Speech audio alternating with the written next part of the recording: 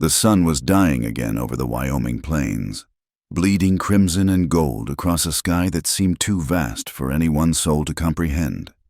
Clara Whitmore stood at the edge of her family's property, watching the light fade behind the distant mountains, her calloused hands wrapped around the rough handle of an axe.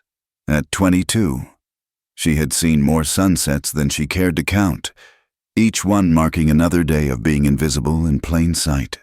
The wind carried the smell of sage and dust, mixing with the acrid smoke from their chimney. Behind her, the weathered log cabin leaned slightly to the east, as if perpetually bracing against the prairie winds that never seemed to rest. It had been her home for 8 years now, since her father brought them out from Missouri with dreams of land and prosperity. What they'd found instead was hardship and isolation. 5 miles outside of Cheyenne, where the town's judgment could still reach them, but its charity could not. "Clara, supper's ready." Her mother's voice drifted from the cabin, thin and worn like everything else in their life. She hefted the axe one more time, bringing it down with practiced precision to split the pine log clean through. The satisfying crack echoed across the empty land. Her arms ached, her back protested, but there was still light enough to split 3 more logs. Winter was coming, and they needed every piece of wood they could manage. "Clara Elizabeth Whitmore, you get in here this instant." This time her mother's tone brooked no argument, setting the axe carefully against the chopping block. Clara wiped her hands on her faded brown skirt and made her way to the cabin. Through the window, she could see the warm glow of lamplight and the silhouettes of her family gathered around the table. Her younger sister Emma's profile was delicate and lovely, even in shadow, her golden hair catching the light like spun sunshine. The comparison hit Clara like it always did, a familiar ache she'd learned to carry. Where Emma was fair and delicate, Clara was sun-darkened and sturdy. Where Emma's hands were soft despite their poverty, Clara's were rough as bark from years of men's work. Where Emma drew admiring glances and marriage proposals from the young men in town, Clara drew nothing but dismissive looks and cruel whispers. "Plain sister," they called her at the general store. "Poor plain Clara." The church women murmured when they thought she couldn't hear, as if being practical and strong were sins greater than vanity. Inside, the cabin was warm but cramped. Her father sat at the head of the rough-hewn table, his face gaunt from the lung sickness that had plagued him since last winter. Her mother moved between the stove and table with quick, nervous movements, ladling thin stew into chipped bowls. Emma sat primly, her needlework set aside for dinner, looking like a portrait even in their humble surroundings. "About time," her father wheezed, though his eyes held no real reproach. "Can't heat this place with good intentions."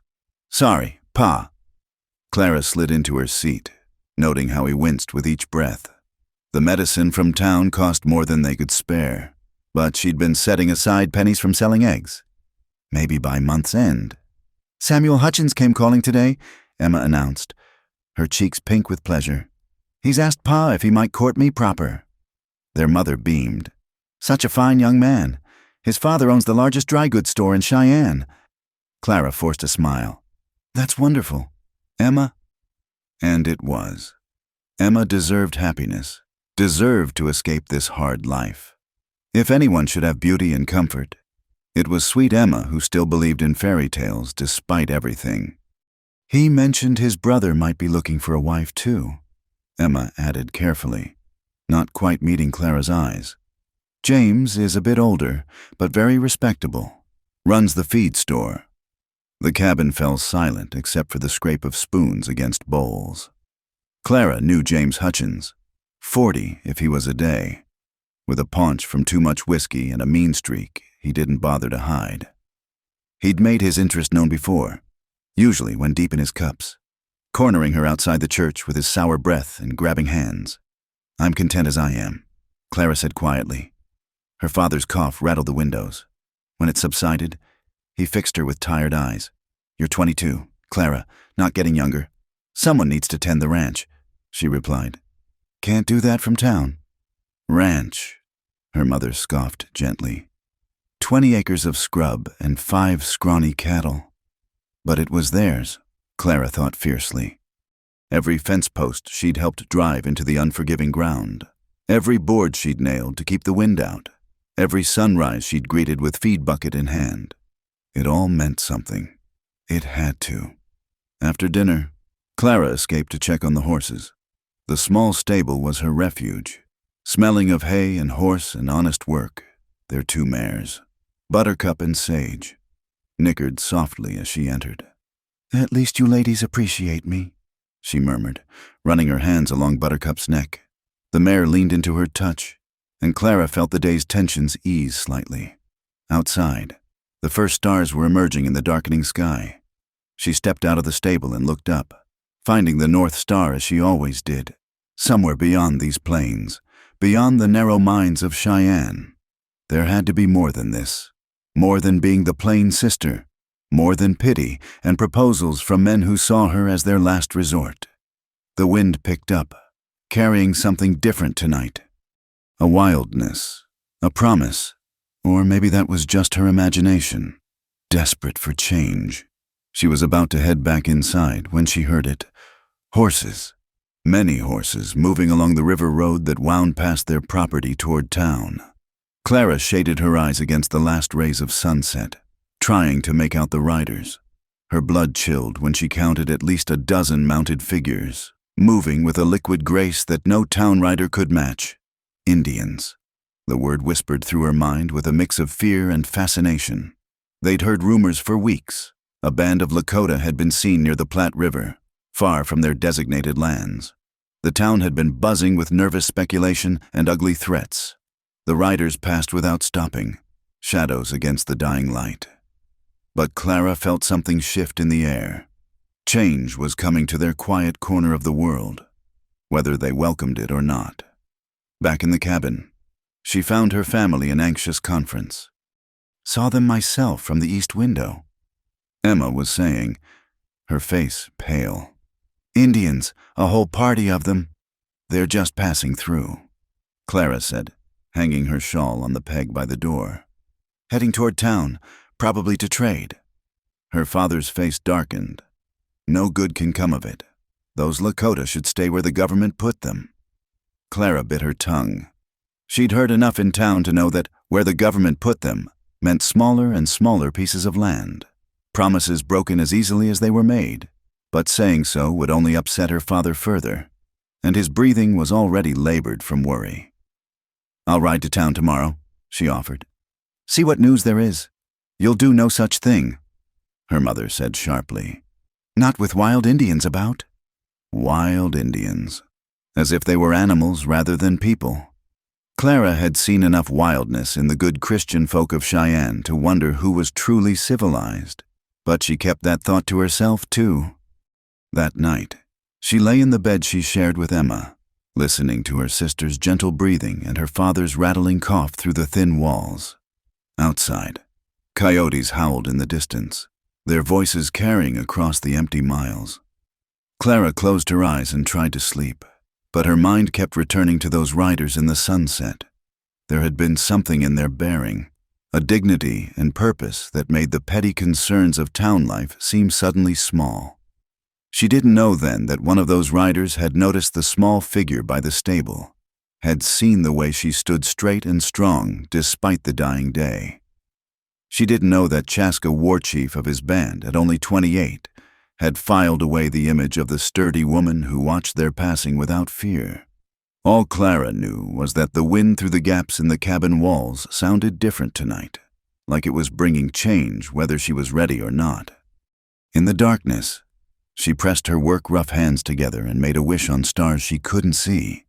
For something, anything, to break the endless cycle of days that stretched before her. Tomorrow would bring what it brought.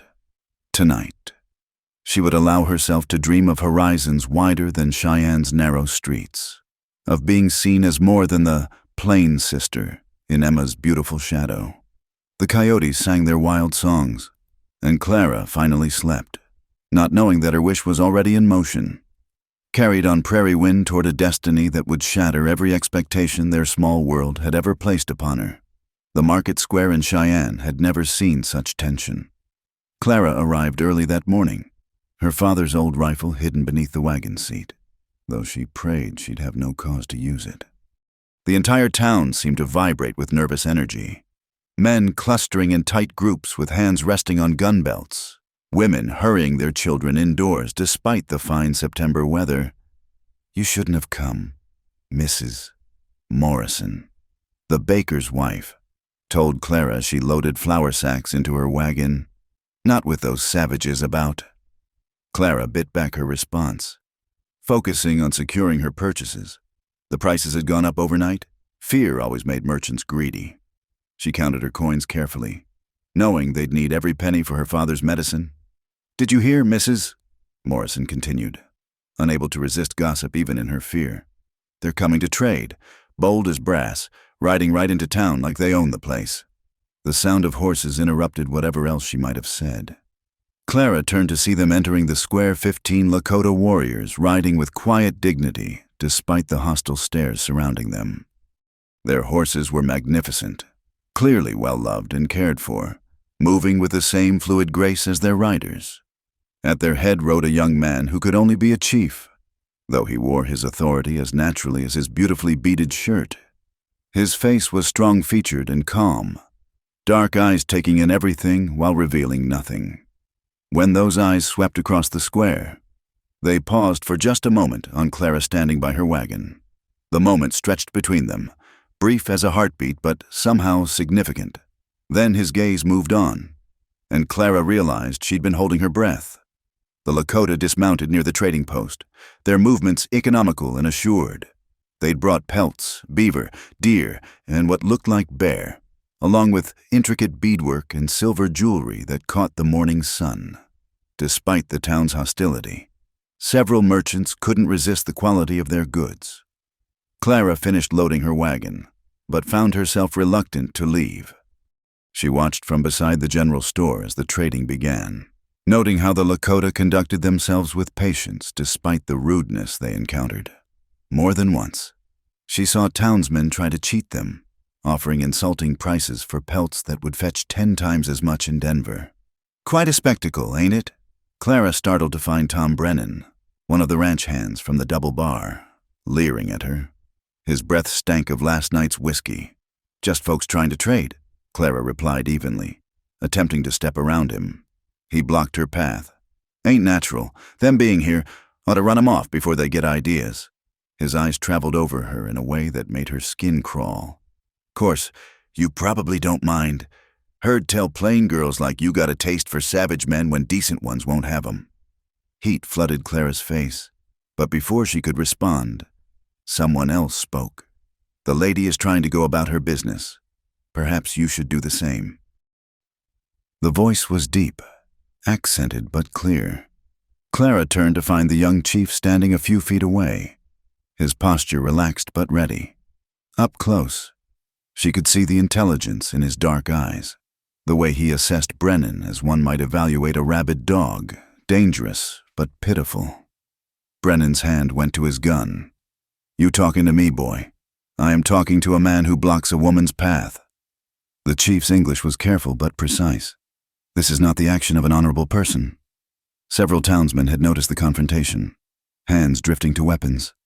Clara's heart raced, seeing how quickly this could turn violent. "It's fine," she said quickly. "I was just leaving. After he moves," the chief added calmly, not breaking eye contact with Brennan. For a long moment, nobody moved. Then Brennan spat to the side and stepped away. "Ain't worth the trouble, but you watch yourself. Indian, and you too. Plain Clara. Folks see you talking to savages, they might get the wrong idea." He sauntered off, but Clara could feel other eyes on them. She turned to the chief, unsure of the protocol. "Thank you, but you shouldn't have... I mean, it could have gone badly." A slight smile touched his lips. "Many things could go badly. This does not mean we should accept what is wrong." He studied her for a moment. "You are not afraid." It wasn't a question. Clara found herself answering honestly. "I've found fear rarely improves a situation. Wisdom." He inclined his head slightly. I am Chaska. Clara, she replied, then wondered if she should have given her name. Clara, he repeated, and somehow the way he said it made it sound less plain. Your strength is visible to those who know how to see. Before she could ask what he meant, one of his warriors called to him in Lakota. Chaska nodded to her once more and returned to his people, leaving Clara standing in the dusty square with her mind spinning. Bold as brass, someone muttered nearby. Did you see how he looked at her? Poor plain Clara, another voice added with false sympathy. So desperate she's making eyes at Indians now. Clara kept her head high as she climbed onto her wagon seat, but the words stung as they always did. As she guided the horses out of town, she caught one last glimpse of Chaska negotiating with the trader, his bearing regal despite the disrespect surrounding him. The ride home seemed longer than usual, her thoughts churning like storm clouds. Her father would be furious if he knew about the encounter. The whole town would feast on this gossip for weeks. And yet, your strength is visible to those who know how to see. When was the last time anyone had seen strength in her instead of plainness? When had anyone looked at her and seen something worthy of comment beyond pity or scorn? Storm clouds were indeed gathering on the horizon, promising rain by evening. Clara urged the horses faster, but her mind kept drifting back to that moment of eye contact, the calm authority in Chaska's voice, the way he'd stood up for her when no one in her own community ever had. At home, she found chaos. Emma was in tears, their mother trying to comfort her while their father raged between coughing fits. What's happened? Clara asked, quickly storing the supplies. The Hutchins family, her mother said tightly. They've withdrawn their interest in Emma, said they can't align themselves with a family that consorts with Indians. Clara's stomach dropped. What? But I only... The whole town's talking about it, Emma sobbed. How you were making a spectacle with that savage. How he was looking at you like... She couldn't finish, dissolving into fresh tears. I spoke to him for 30 seconds, Clara said. He helped me when Tom Brennan was bothering me.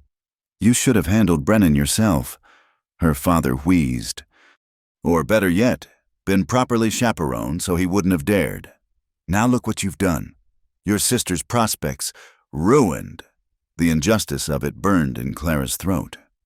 She'd done nothing wrong, yet somehow she was to blame for the town's prejudices, for Brennan's rudeness, for the Hutchins family's narrow-mindedness. Perhaps, she said quietly. A family that would judge Emma for my actions isn't worthy of her anyway. Don't you dare, her mother snapped. You've never understood what it means to have prospects. Clara, you've never tried to better yourself, content to work like a man and look like one too. But Emma has a chance at a real life. And you, that's enough. Clara's voice came out harder than intended. I'll sleep in the barn tonight. She grabbed a blanket and left before anyone could respond, her eyes burning with unshed tears. In the barn, Buttercup whickered softly, and Clara buried her face in the mare's mane. He saw strength, she whispered to the horse. Just for a moment. Someone saw something in me besides disappointment. Thunder rumbled overhead, and the first drops of rain began to fall. Through the barn door, Clara watched the storm approach across the plains. It would be a bad one from the looks of it, the kind that turned roads to mud and made the roof leak, as she settled into the hay for a long night. Clara thought about Chaska and his people camping somewhere out there in the approaching storm. She wondered if they'd found shelter, if anyone in town had shown them kindness. Probably not. Cheyenne wasn't known for its kindness, especially to those who were different. The rain came harder, drumming on the roof like war drums. Clara pulled the blanket tighter and closed her eyes, but sleep wouldn't come. Instead, she saw dark eyes that looked at her and saw strength, heard a voice that spoke of honor in a world that seemed to have forgotten its meaning. Tomorrow, the town would talk. Tomorrow, her family would blame her for things beyond her control. Tomorrow, she'd go back to being plain Clara, the disappointment, the burden, the one who should be grateful for any attention, even from men like Tom Brennan or James Hutchins. But tonight, in the privacy of the storm-lashed barn, she held on to the memory of being seen, truly seen, by someone who understood what it meant to be judged by surfaces rather than substance. The storm raged on, and somewhere in the darkness, Clara felt the world shifting beneath her feet like prairie earth after rain, still solid, but ready to grow something new. The storm struck with the fury of an angry god. Clara had seen plenty of prairie storms in her years on the frontier, but this one was different, a swirling monster of sand and wind that turned the night into chaos. She struggled to secure the barn doors as the wind tried to tear them from her hands, sand stinging her face like 1,000 tiny needles. Through the howling darkness, she heard it, the panicked screaming of horses and the crash of timber, the Johnsons' old grain mill, barely half a mile down the road. Lightning must have struck it. Clara didn't think. She saddled Buttercup with practiced speed, wrapping her face in a cloth against the sand. Her family would be furious. But if the mill was burning, it could spread to the Johnsons' house where little Mary and Peter slept. She rode into hell. The wind tried to tear her from the saddle, and Buttercup fought every step. But Clara leaned low and urged her forward. Orange light flickered through the storm fire, despite the wind and dust. When she reached the mill, she found she wasn't alone. Dark figures moved through the chaos with purpose, and her heart nearly stopped before she recognized them. Lakota warriors, Chaska among them, working to contain the blaze. "The house!" Clara shouted over the wind, pointing to where the Johnson family lived. Chaska nodded. Already directing his men, they moved with incredible efficiency, some creating a firebreak while others hauled water from the well. Clara dismounted and joined them, her skirts immediately becoming a hindrance. Without ceremony, she hiked them up and tied them out of the way. Ignoring any thought of propriety, there were children in that house. "Here," one of the warriors thrust a bucket into her hands. She joined the water line, passing buckets with desperate speed. Beside her, a young Lakota man no older than 17 worked with grim determination, and she matched his pace. Lightning illuminated the scene in stark flashes, the mill fully engulfed, sparks flying toward the house, Chaska coordinating the effort with sharp commands in both Lakota and English. When burning debris fell too close to the house, he was there with others to beat it out. Clara lost track of time. Her world narrowed to lift, pass, grab, repeat. Her arms screamed. Her lungs burned from smoke and sand. But she didn't stop. Couldn't stop. Then, suddenly, blessedly, the rain came. Not the gentle drops from earlier, but a deluge that seemed to dump the entire Platte River from the sky. The fire hissed and sputtered, fighting the water before finally succumbing. Clara stood swaying, bucket still in her blistered hands, as the rain plastered her hair to her head and turned the ground to mud. Around her, the Lakota warriors caught their breath, equally soaked and exhausted. "Is everyone safe?" she gasped. "The family is well," Chaska confirmed, materializing beside her. In the intermittent lightning, she could see soot streaking his face, a burn on his forearm. "You rode through the storm. So did you," Clara pointed out. "Your camp must be—" "We saw the lightning strike. Fire does not care about the color of those it burns." He looked at her with something like approval. "You work hard, like a warrior." From him, it didn't sound like the insult it would have from townfolk. Clara found herself almost smiling despite everything.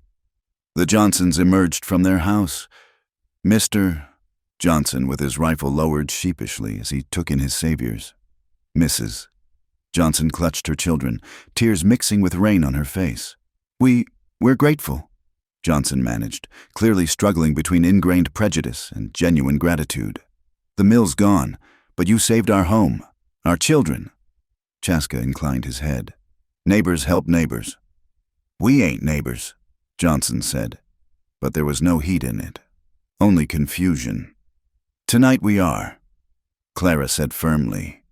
She saw Chaska glance at her, something warm in his expression despite the cold rain. More horses arrived, townspeople who'd seen the fire. They pulled up short at the sight of Lakota warriors standing peacefully among the smoke and ruins.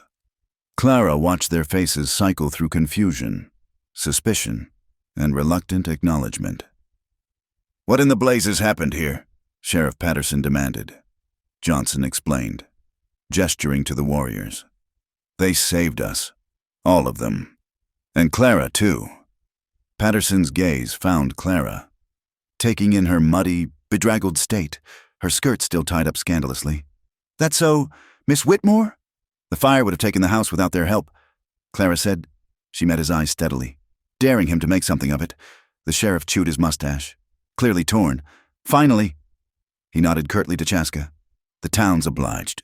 It wasn't much, but it was more than Clara had expected. As the crowd grew, she noticed how the warriors began to shift, preparing to leave.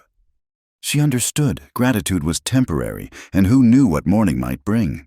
"Your arm," she said to Chaska, indicating the burn. He glanced at it dismissively. "It is nothing. It needs tending."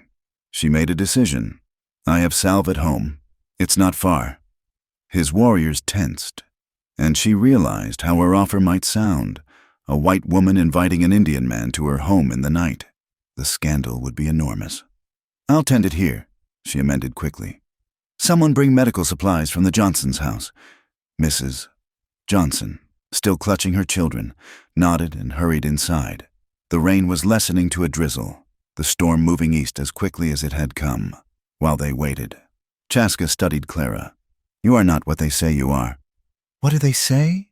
Clara asked, though she could guess. "That you are plain, unremarkable." His voice carried an odd note. "They do not see clearly." Before Clara could respond, young Peter Johnson tugged on Chaska's legging. The boy couldn't have been more than 6, too young to have learned proper fear. "You're heroes," Peter announced, "like in Ma's stories." Chaska crouched to the boy's level. "Heroes are in stories. We are just men who saw fire.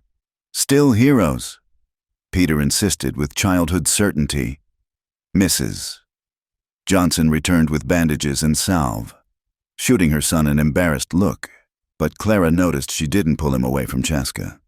Clara took the supplies with steady hands, though her heart raced as she approached the chief. "May I?" He extended his arm. She worked quickly, professionally, aware of the many eyes watching. His skin was warm beneath her fingers, and she tried not to think about how this was the first time she'd touched a man who wasn't family. "You have healing hands," Chaska observed. "I have practical hands," Clara corrected. "They do what needs doing." "Yes," he agreed. "This is what I meant." She finished wrapping the bandage, stepping back quickly. Around them, the crowd was beginning to disperse, the immediate drama over, but Clara caught the whispers, saw the looks. By morning, this story would have grown into something unrecognizable. Chaska gathered his warriors with a gesture. Before leaving, he turned back to Clara. "Your people will speak badly of tonight." "Probably," Clara admitted. "This troubles you?" Clara looked at the Johnson's house, still standing because of these men's efforts, at little Peter waving goodbye to his heroes, at Mrs. Johnson's grateful tears. "No," she said quietly. "It doesn't?" Something shifted in Chaska's expression. Surprise, perhaps, or recognition. He reached into a pouch at his side and drew something out, pressing it into her hand before she could react. Then they were gone, melting into the darkness like smoke. Clara stood in the muddy yard, rain-soaked and exhausted, staring at what he'd given her. An eagle feather, perfect despite the storm. A symbol of respect among his people. She knew. Her fingers closed around it carefully. "Clara," her father's voice cut through the night. He sat on the wagon seat, her mother beside him, both looking thunderous. "Get in, now!" She tucked the feather inside her bodice and climbed aboard. The ride home was silent except for her father's labored breathing and the squelch of wheels in mud. The explosion came once they were inside. Her father's fury competed with his coughing. Her mother's disappointment cut deeper than any knife. Emma wept about her completely ruined prospects. Clara sat through it all, feeling the feather's soft touch against her heart. She'd saved lives tonight. She'd worked alongside good men to prevent tragedy. If that made her scandalous, so be it. When her father finally exhausted himself and her mother sent her to bed with a final disapproving look, Clara climbed the loft ladder to find Emma already there, pretending to sleep. She changed into her nightgown in darkness, carefully hiding the feather in her Bible. As she lay down, Emma spoke. "Were you really not afraid?" Clara considered. "I was afraid the fire would spread, afraid we couldn't stop it in time. But not afraid of them?" "No," Clara said simply. "They came to help. Emma, in that storm, through all that danger, they came to help people who despise them. What's to fear in that?" Emma was quiet for a long moment. Samuel wouldn't have come. If it had been an Indian family in danger, he wouldn't have helped. Clara said nothing. They both knew it was true. "Maybe," Emma whispered, "maybe I'm better off without him." It was a small grace in a difficult night, but Clara took it. Outside, the storm had passed, leaving the air clean and sharp with the smell of wet sage. Somewhere out there, Chaska and his people made their way back to camp. Clara touched the place where the feather lay hidden and allowed herself one moment to remember the feel of warm skin beneath her fingers, the look in dark eyes that saw her truly. Tomorrow would bring consequences, but tonight she'd stood in the storm and proved herself equal to it. That had to count for something. The consequences came swiftly. Within 2 days, the Whitmore family found themselves effectively shunned by half of Cheyenne. Neighbors who once nodded politely now crossed the street to avoid them. The pastor's wife suggested, with icy politeness, that perhaps the family should consider attending services in the evening when there were fewer people to disturb. Clara bore it with stubborn dignity, but watching her family suffer cut deep. Her father's cough worsened under the stress, and her mother aged years in days. Only Emma seemed oddly resilient, as if Samuel's rejection had freed something within her. "Let them talk," Emma said one morning, surprising Clara as they fed the chickens. Mary Johnson told everyone how those warriors saved her children. The truth will outlast gossip. But truth and gossip were already at war, and gossip had more soldiers. The pressure reached its peak when Colonel Harrison arrived from Fort Laramie with a detachment of cavalry. Clara watched from the general store window as they rode in, dust-covered and grim-faced, setting up a temporary command at the sheriff's office. "Military's here to move them Indians along," Mr. Garrett, the store owner, announced with satisfaction. "About time, too. Can't have them camping wherever they please, mixing with decent folk." Clara gripped her shopping basket tighter. They were trading peacefully. They helped save the Johnson family. "That's the problem right there." Mrs. Garrett chimed in. "Give them an inch, they'll take a mile. Next thing you know, they'll be wanting to settle here permanent-like. You, of all people, should understand that, Miss Whitmore, after what you've been through."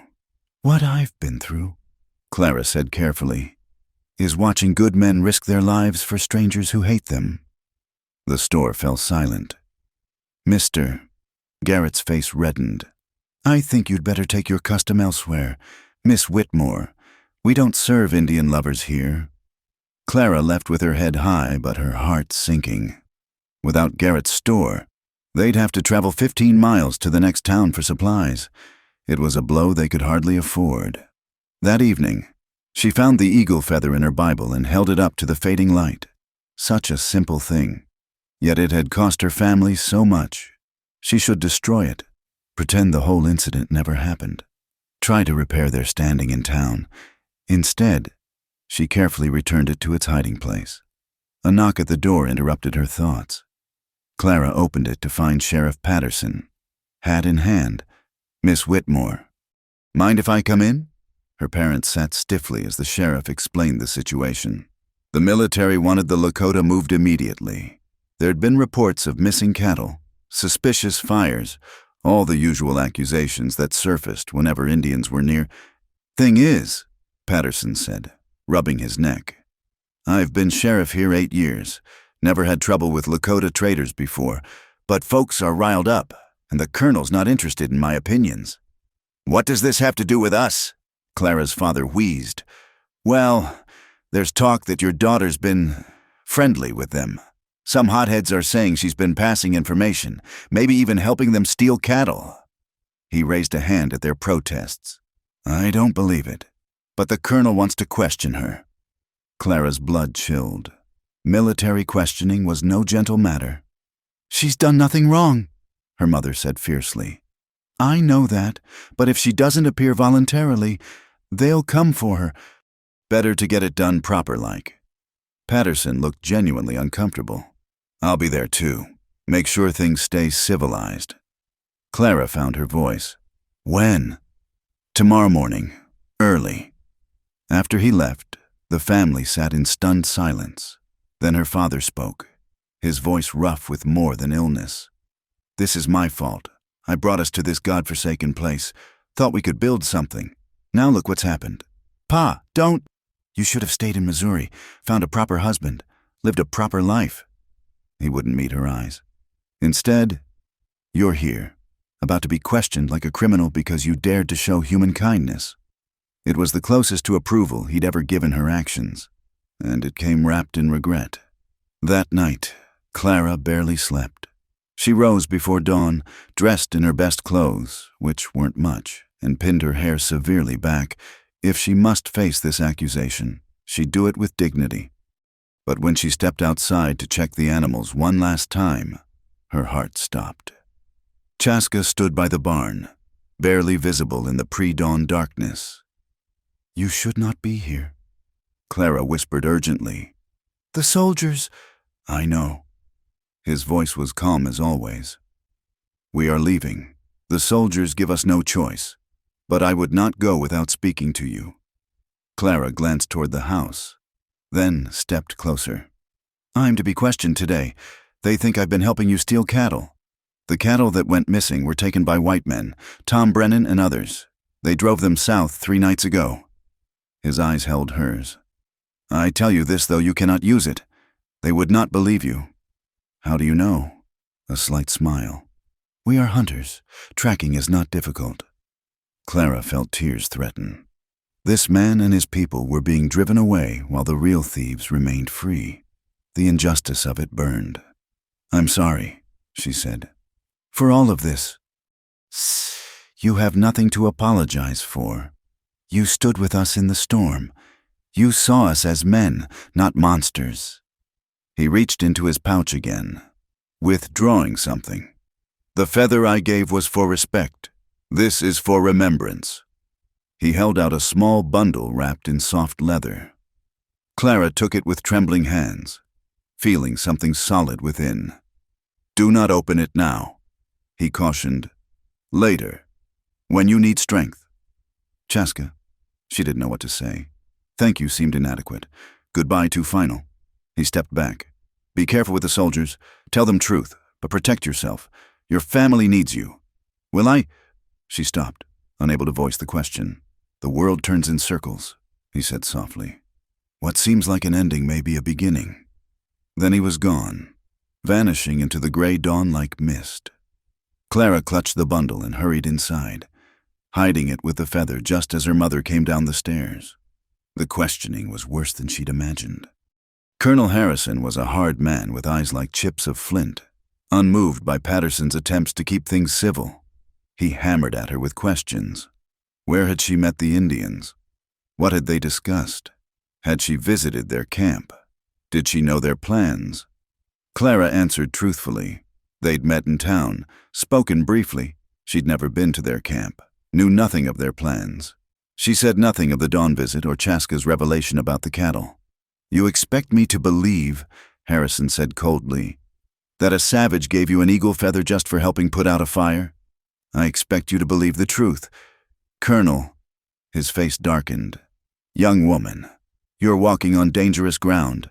I have reports of you meeting secretly with this Indian, of signals passed, of— Then your reports are lies." Clara met his glare steadily. "I saved a family alongside brave men. If that's a crime in your eyes, then your judgment is flawed, not my actions. Patterson shifted nervously. Harrison's hand moved to his sidearm. Clara, the sheriff warned. But Harrison controlled himself. You're fortunate, Miss Whitmore, that I have orders to move on quickly, but mark my words. If I find evidence of your involvement in any crimes, I'll return, and frontier justice isn't gentle with traitors. They released her with warnings ringing in her ears. Clara walked home on shaking legs, finding her family waiting anxiously. It's done, she told them. They're leaving. It's over. But that night, as she finally opened Chaska's gift, she knew it wasn't over. Inside the leather wrapping lay a small silver medallion on a leather cord, a thunderbird in flight, wings spread wide, a symbol of power and protection. Clara held it up to the lamplight, watching it turn. Somewhere out there, Chaska and his people were making their way to whatever uncertain future awaited them. She'd likely never see him again, never know what might have grown from those moments of understanding. She fastened the cord around her neck, tucking the medallion beneath her collar where it rested against her heart. Tomorrow she'd face the town's judgment again, her family's struggles, the narrow life that seemed to be closing in around her. But tonight she had this proof that someone had seen her truly, had found her worthy of remembrance, in a world that constantly told her she was plain, unremarkable, less than. She had these tokens that said otherwise. The thunderbird pressed warm against her skin, and Clara felt something shift inside her. Not hope exactly. Hope was too fragile for the frontier, but determination, perhaps. A recognition that she was more than Cheyenne's narrow minds could see. The world turned in circles. Chaska had said, what seemed like an ending might be a beginning. Clara touched the hidden medallion and allowed herself to believe it might be true. The violence came on a Saturday night, when whiskey and resentment mixed into something ugly. Clara had ridden to the outskirts of town to deliver eggs to the widow Martinez, one of the few who still traded with them. The moon was new, leaving only starlight to guide Buttercup home along the familiar trail. She heard them before she saw them, rough laughter and the sound of breaking glass. Her blood froze as she recognized Tom Brennan's voice, slurred with drink. Should have run him off weeks ago. But no, town's gone soft, letting savages camp where they please. Clara guided Buttercup off the trail, into the shadow of some cottonwoods, through the trees. She could see torches bobbing in the darkness. Her heart sank as she realized where they were headed, toward the bend in the river where the Lakota had made camp. But Chaska's people had left 3 days ago, hadn't they? Burn it all, another voice said. Jake Morrison, the baker's son. Leave a message for any others thinking of settling here. They were going to destroy the abandoned camp. It was petty and pointless, but Clara started to turn Buttercup away. Then she heard something that made her blood run cold. What about the old man? What old man? Brennan asked. Saw him this afternoon. Old Indian, lame in one leg. Must have gotten left behind. He's holed up in that shelter by the big rocks. Clara's mind raced. An elder, abandoned or perhaps too sick to travel. And these men, drunk and looking for violence? Even better. Brennan laughed. We'll show him what happens to Indians who overstay their welcome. Without thinking, Clara urged Buttercup forward. She had to warn him. Had to. A hand shot out of the darkness. Grabbing Buttercup's bridle, the mare reared, and Clara barely kept her seat. Well, well, plain Clara, riding alone at night.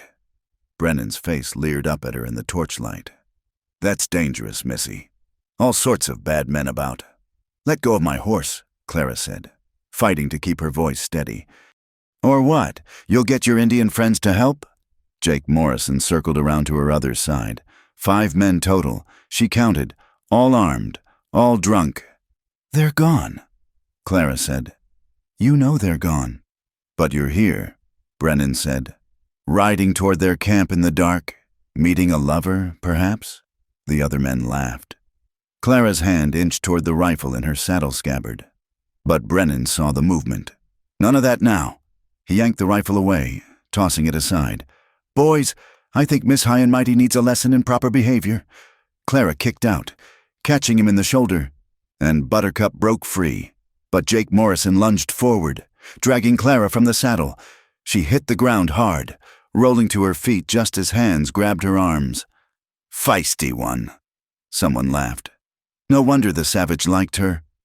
Clara fought with everything she had, nails, teeth, elbows, but there were too many. They forced her to her knees, Brennan's hand tangling in her hair. "Should have been nicer to me. Clara," he breathed, whiskey sour in her face. "Could have avoided all this unpleasantness." A sound cut through the night, the whistle of an arrow, followed by Brennan's scream. He released her, clutching his shoulder where an arrow protruded. "Indians!" someone shouted. More arrows came from the darkness, precise shots that wounded but didn't kill. The men scattered, firing wildly into the night. Clara scrambled for cover behind a fallen log, her heart hammering. Then she saw him, Chaska, moving through the shadows like death itself, bow in hand, not alone, 3 warriors with him, driving the attackers back with ruthless efficiency. "The horses!" Jake Morrison screamed. "They're taking the horses." Indeed, their mounts were scattering, driven off by unseen hands. In moments, Brennan's gang was reduced to wounded, horseless men stumbling in the darkness. "Run!" Chaska's voice commanded from the shadows. "Run, and remember, we could have killed you. We chose not to. You will not receive such mercy twice." They ran, Brennan cursing and bleeding, Jake supporting him. Their torches abandoned, they stumbled off into the darkness toward town. Clara stayed frozen behind her log until a figure approached. Chaska emerged from the shadows, lowering his bow. "Are you hurt?" She shook her head, not trusting her voice. He extended a hand, helping her to her feet. Her legs shook, and she swayed. His hand steadied her elbow. "How?" she managed. "You left—" "We did, but Grandfather Two Hawks could not travel.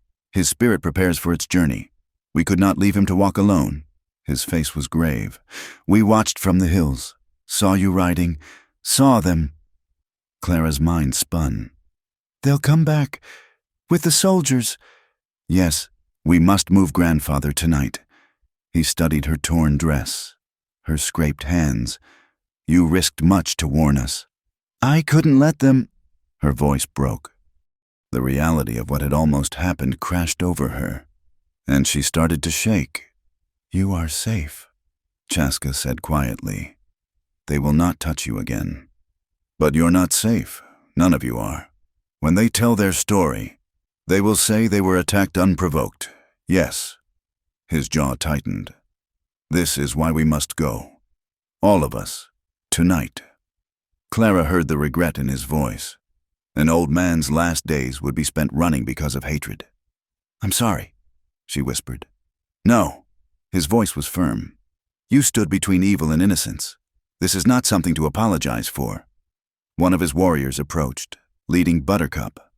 The mare seemed calm, nuzzling Clara's shoulder as if nothing had happened. "Swift Elk will see you safely home," Chaska said. "You must have a story ready. You were never here." "But Brennan saw me. Brennan saw you on the road. You fled when the attack began. You know nothing of what happened after." He pressed something into her hand, a strip of leather. "Tie this around your wrist, hidden. If soldiers question you, touch it. Remember that you are strong. Remember that truth lives in you, not in their words." Clara fastened the leather strip with trembling fingers. "Will I?" She stopped. She'd asked this before. "The world turns," he said softly. "But Clara—" He switched to English, more formal than his usual speech, as if the words were important. "What grows between us cannot be your world and mine. They have no place for such things." The truth of it hit her like cold water. Of course, whatever connection she'd felt, whatever possibility had glimmered in their brief encounters, it was impossible. The violence tonight only proved what she'd always known. Their worlds were too far apart. "I know," she said quietly. And she did. But knowing didn't stop the ache. "Swift Elk," Chaska called.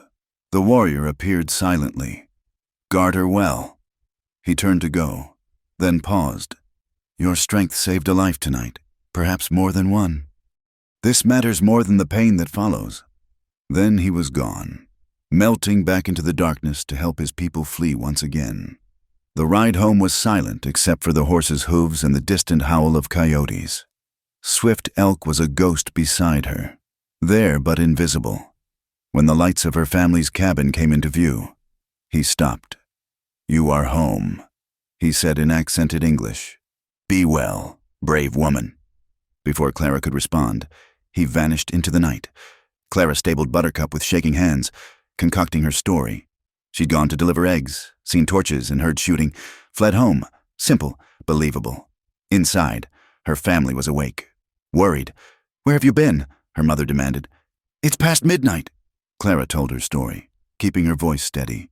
Her father's face darkened. "Brennan," he spat. "That no-good drunk. Are you hurt?" "No, Pa, just scared." Emma helped her upstairs, taking in her torn dress and scraped hands. "What really happened?" she whispered. Clara met her sister's eyes. "What I said, nothing more." Emma didn't believe her.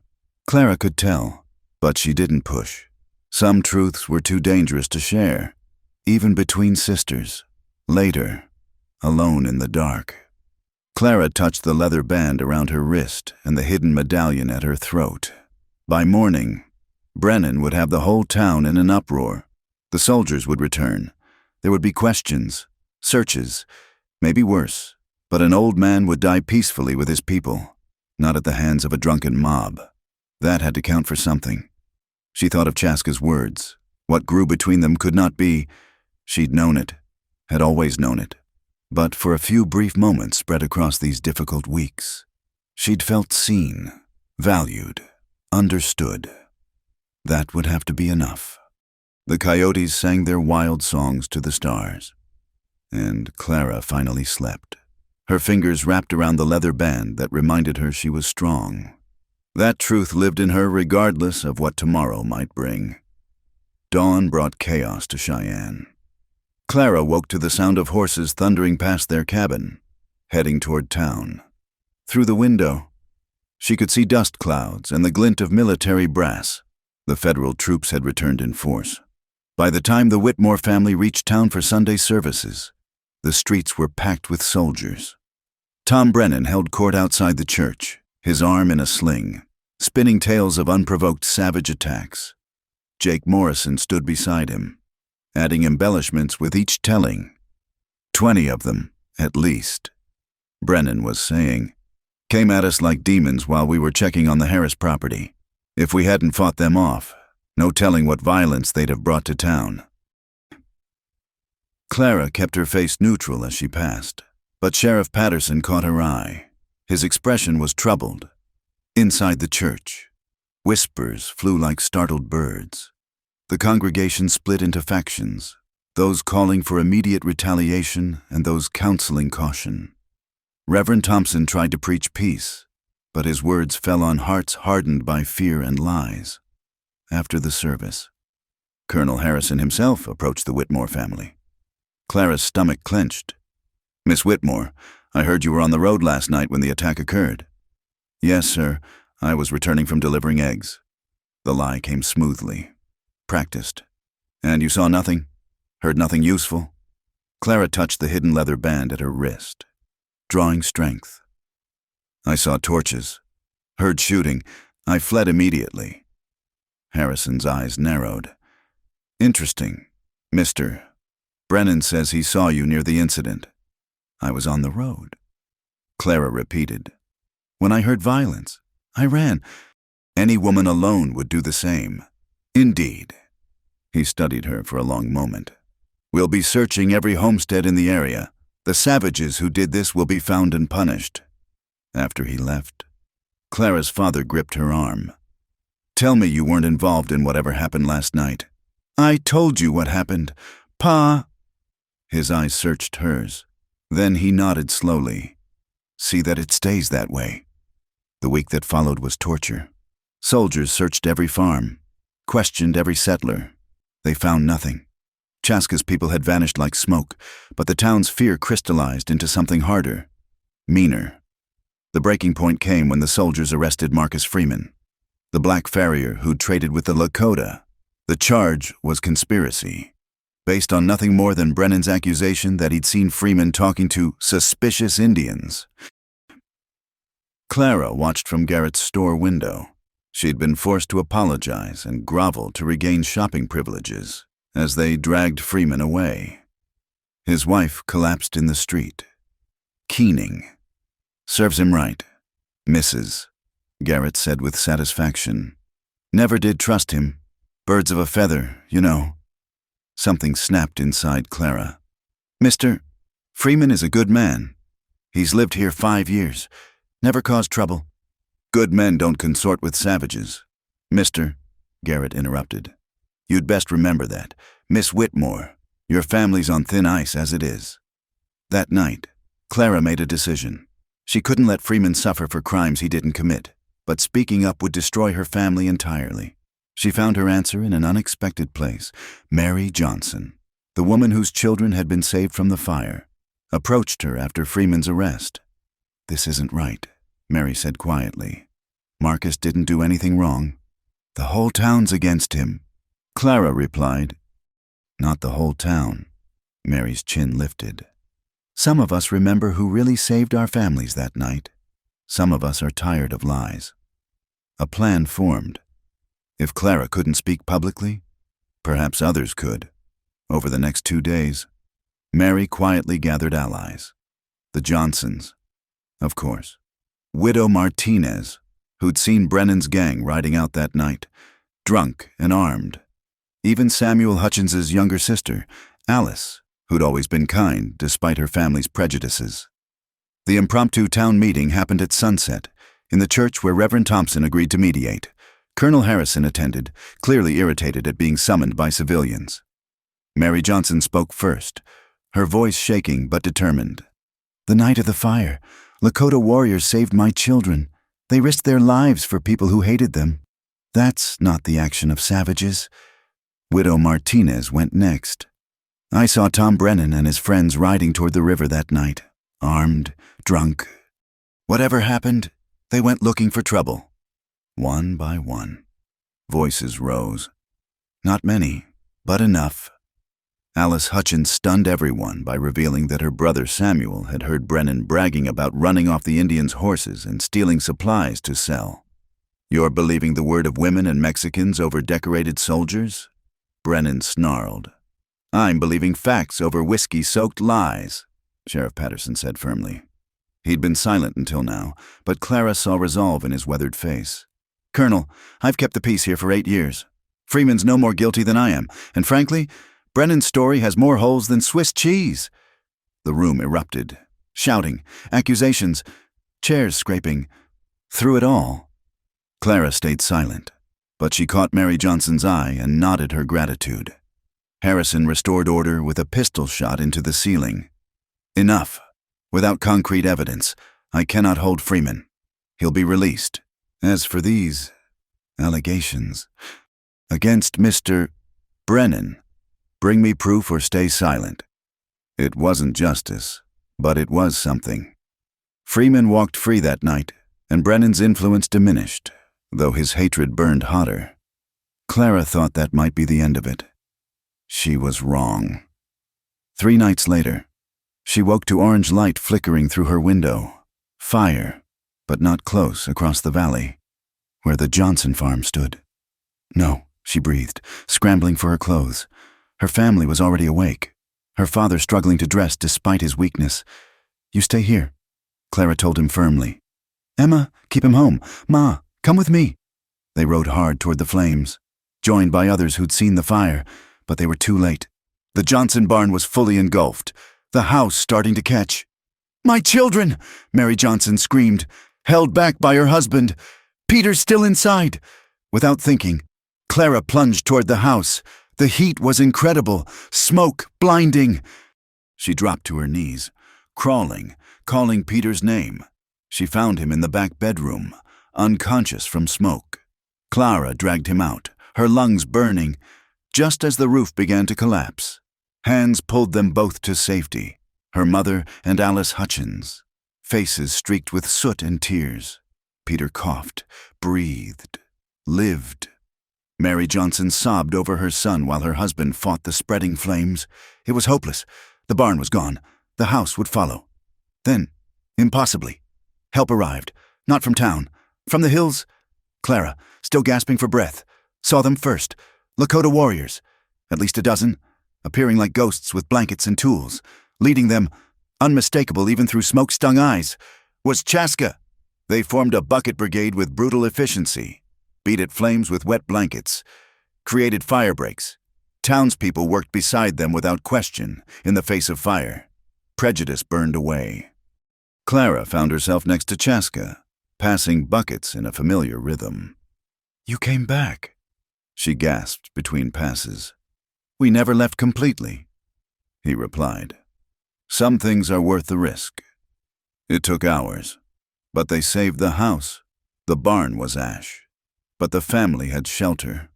As dawn broke, warriors and townspeople stood together, exhausted and filthy. Colonel Harrison arrived with his troops to find Lakota and settlers sharing water, tending wounds together. His face was a study in confusion. "What is the meaning of this?" John Johnson stepped forward, little Peter clinging to his leg. "These men saved my family. Again, I don't care what you or anyone says. They're welcome here." "They're savages," Brennan's voice.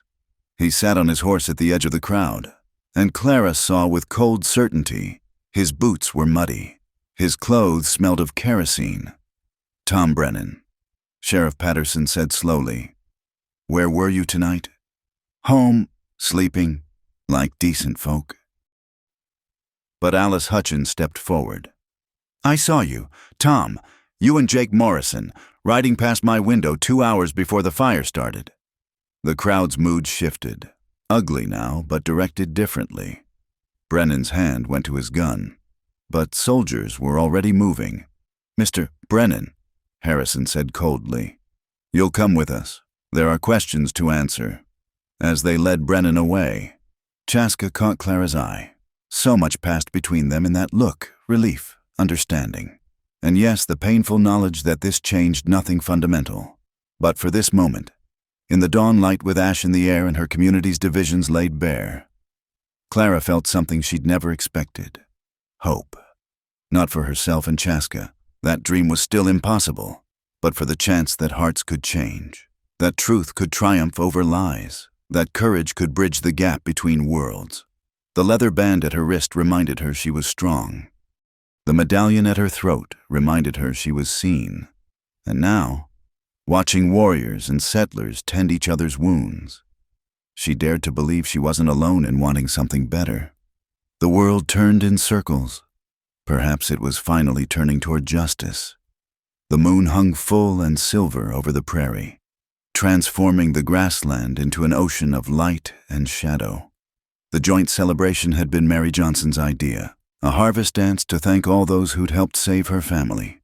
Twice, against all odds and considerable grumbling, it was happening. Clara stood at the edge of the gathering, watching the strange and wonderful sight before her. 2 bonfires burned, one near the Johnson homestead where fiddle music played, another on the hill where Lakota drums echoed across the valley. Between them, people moved uncertainly. 2 peoples trying to bridge a chasm of mistrust. "Never thought I'd see the day." Her father wheezed beside her. He'd insisted on coming despite his weakness. Sitting in a chair Emma had brought, Indians and settlers, dancing in the same field. It wasn't quite that simple. The groups remained largely separate, eyeing each other warily. But children, as always, knew no such boundaries. Little Peter Johnson ran freely between both fires, playing with Lakota children as if they'd been friends forever. Clara smoothed her dress, her best one, carefully mended where it had torn that violent night. The Thunderbird medallion rested hidden against her heart, the leather band still wrapped around her wrist beneath her sleeve. She'd debated leaving them behind tonight, but couldn't bring herself to remove these tokens of, what? Friendship? Understanding? Something deeper she dared not name. "You should dance," Emma said, appearing at her elbow. Her sister looked lovely in borrowed finery, her broken engagement to Samuel having paradoxically lifted her spirits. "This is a celebration." "I'm fine watching," Clara replied, but her eyes betrayed her. Scanning the crowd near the Lakota fire, she'd seen him arrive with his warriors at sunset, dignified and cautious. They'd come at great risk. Colonel Harrison had left, but tensions remained high. Yet they'd come anyway, honoring the invitation from those they'd saved. "He's by the drums," Emma said quietly. Clara flushed. "Who?" "You know who." Emma's voice held no judgment, only sadness. "Clara, be careful. You know how impossible." "I know." The words came out sharper than intended. "I know exactly how impossible it is." Emma squeezed her hand and moved away, drawn into a reel by young Timothy Patterson, the sheriff's nephew. Clara watched her sister laugh and spin, free in a way Clara had never been. The evening deepened. Slowly, tentatively, the groups began to mix. Mary Johnson herself crossed to the Lakota fire, bringing bread and preserves. Warriors demonstrated traditional dances while children watched in awe. Old Mr. Schmidt, who'd lost a son to Indian raids years ago, found himself sharing tobacco with a Lakota elder, their smoke mingling in the night air. Clara moved between the groups, helping serve food, translating when needed with her limited vocabulary. She was filling water buckets when a shadow fell across her.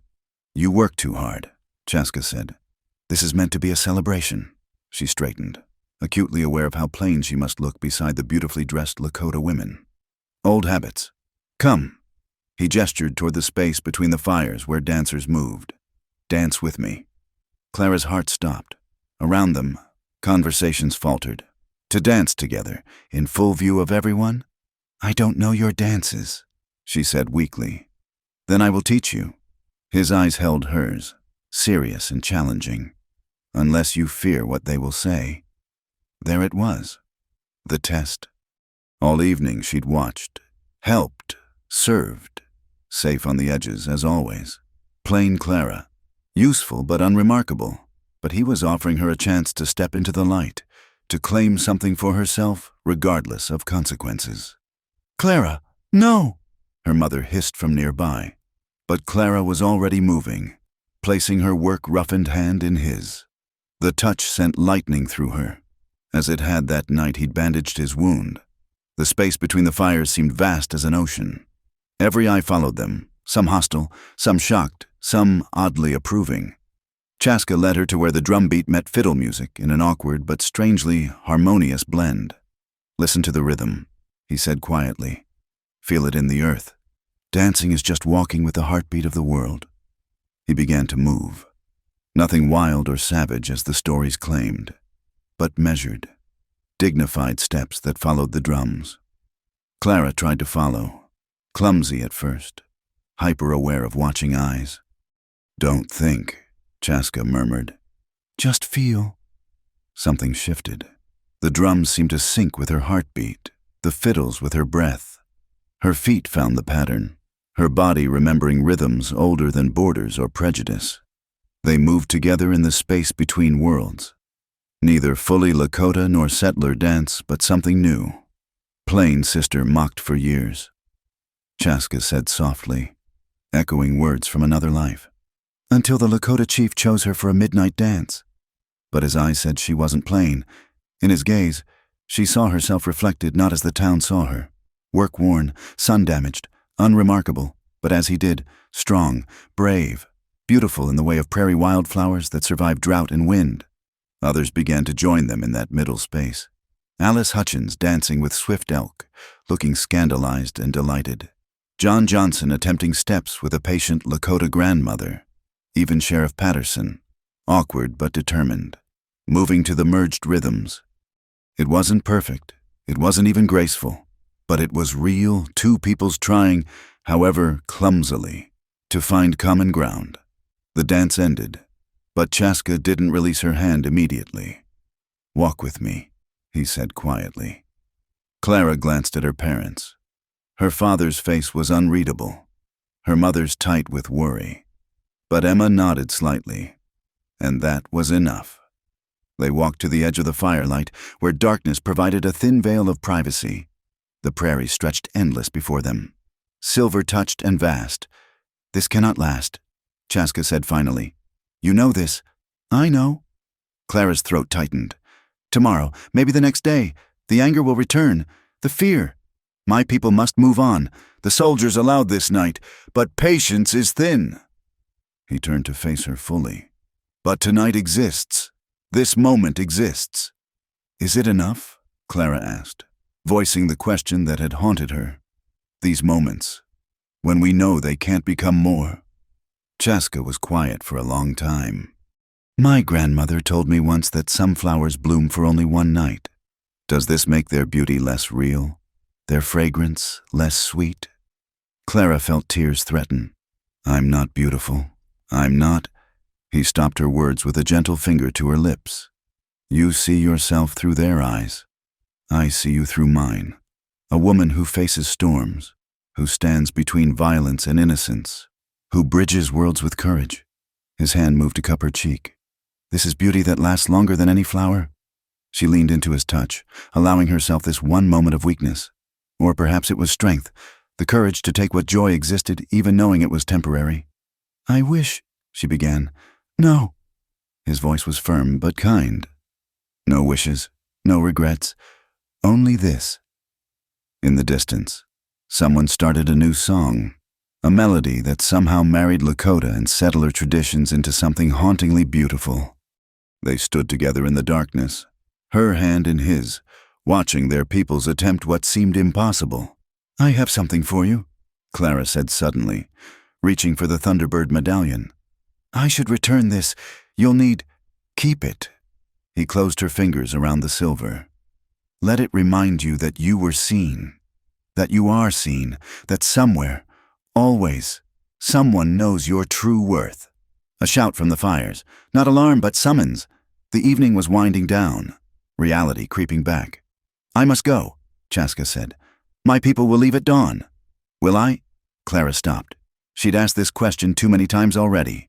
But this time, he answered, "Look for me when the thunder walks across the prairie, when the wind carries the scent of sage and freedom. I will be there, even if you cannot see me." He raised her hand to his lips, a gesture both foreign and achingly perfect. "You have changed things, Clara, not just for me, for all who saw courage choose compassion tonight."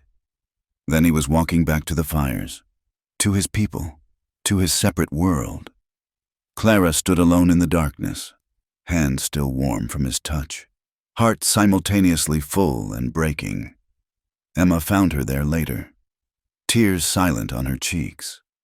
"Oh, Clara," her sister whispered, wrapping an arm around her. "I'm not sorry," Clara said fiercely. "Whatever they say tomorrow, whatever price I pay, I'm not sorry." "I know." Emma's own eyes were wet. "I saw how he looked at you, how you looked at each other. I'm sorry it can't be more." They returned to find the celebration ending, the two groups separating like oil and water now that the music had stopped, but something had changed. Clara saw it in the thoughtful faces, the small nods exchanged between former enemies, the children who cried at being separated from new friends. The ride home was silent, each family member lost in thought. Finally, her father spoke. "You danced well," he said simply. Clara stared at him, stunned. He kept his eyes on the road, but she saw the slight softening around his mouth. "Thank you, Pa," she whispered. At home, preparing for bed, Clara touched the medallion one last time before hiding it away. Tomorrow would bring what it brought: gossip, judgment, consequences. But tonight, she had danced between worlds. Tonight, she had been seen and valued and, yes, loved, even if the word had never been spoken. The world turned in circles. This circle was closing, but perhaps somewhere, someone, another would open. Until then, she had this, the memory of dancing in moonlight, of being chosen not despite who she was, but because of it, outside. Thunder rumbled in the distance, though no storms were forecast. Clara smiled through her tears and whispered a prayer to the wind, for his safety, for his people, for the possibility that hearts could change even when circumstances couldn't. The midnight dance was over, but its echoes would resonate forever in the space between heartbeats, in the pause between lightning and thunder, in the moment between one world and another where everything, briefly, had been possible. Winter came early that year, blanketing the Wyoming prairie in pristine white that covered old wounds and bitter memories alike. Clara stood on the hill overlooking their property, watching the sunrise paint the snow-covered plains in shades of rose and gold.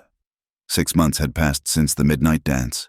6 months since she'd watched Chaska disappear into the pre-dawn darkness. The town had changed. Slowly, but perceptibly. Tom Brennan served time for arson and attempted assault. The Johnsons rebuilt their barn with help from neighbors who'd once stood divided. Marcus Freeman expanded his farrier business, and nobody whispered about conspiracies anymore. Even the Hutchins family had quietly reached out. Samuel shamefaced and Alice openly friendly. Clara had changed too.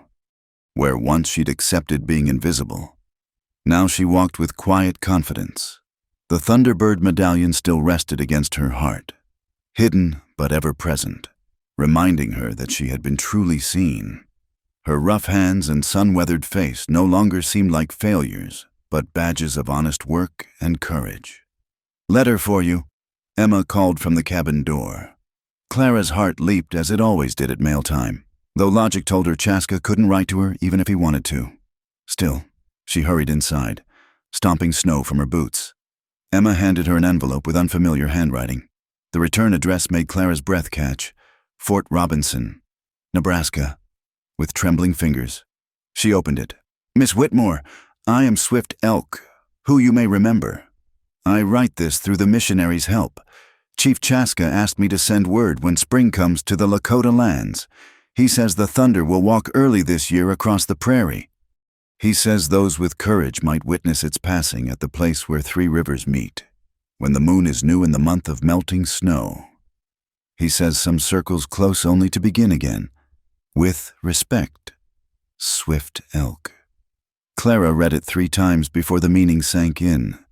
An invitation, a possibility, a choice. "What is it?" Emma asked, noting her expression. Clara handed her the letter. Emma read, her eyes widening. "Clara, you can't possibly—" "Can't I?" Clara moved to the window, watching their father teaching young Thomas Patterson to mend harnesses. His health had improved over winter, the family finances stabilizing thanks to Clara's egg business expanding to 3 towns. "Pa's stronger. You're managing the household beautifully. Spring planting won't start for weeks." "That's not what I meant." Emma touched her shoulder. "The risk, Clara, traveling alone to meet, it's dangerous." "Everything worth doing is dangerous," Clara replied. "Staying here, becoming what they expect, marrying James Hutchins when he finally works up the courage to formally propose, isn't that dangerous too? Just to my soul instead of my body?" Emma was quiet for a long moment. Then she smiled, sad but understanding. "When will you leave? You're not going to try to stop me. Would it work?" Emma laughed softly. "Besides, I've seen how you've been these months, like part of you's always looking toward the horizon. Waiting. You saved my life. Clara, not from fire, but from believing I had to accept Samuel's small vision of what I could be. How can I do less for you?" Clara hugged her sister fiercely. "What will we tell Ma and Pa? That you're visiting Aunt Catherine in Denver. She's been asking for help with the new baby." Emma's eyes sparkled with mischief. "What they don't know about any detours won't hurt them." 2 weeks later, Clara set out before dawn, saddlebags packed with supplies and hope. The journey to the meeting place, she'd figured out it meant the confluence near Fort Laramie would take 3 days of hard riding. The first night, she camped under stars so bright they seemed to pulse with life. The second day, a late winter storm caught her, but she pressed on, Buttercup steady beneath her. The third morning, she woke to find wolf tracks circling her camp, but the predators hadn't come close. Protection, she thought, touching the medallion. She reached the 3 rivers as the sun peaked on the 3rd day. No one was there. Clara made camp and waited, doubt creeping in as hours passed. Had she misunderstood? Come to the wrong place? Then, as shadows lengthened, she heard it. Horses approaching. Her heart hammered as riders emerged from a copse of cottonwoods. Chaska led them, looking exactly as she remembered, yet somehow different. Harder, perhaps. Touched by whatever trials winter had brought his people, he dismounted slowly, as if uncertain of his welcome. They stood facing each other across the small fire she'd built, a winter's worth of separation yawning between them. "You came," he said finally. "You asked." Clara replied simply, "I had no right. Your world, my world is what I make it." Clara interrupted, "Just as yours is. The question is whether there's a place where they can meet." Chaska moved closer, his dark eyes searching hers. "Much has happened. The government pushes us onto smaller lands. Some of my people speak of fighting, others of surrender.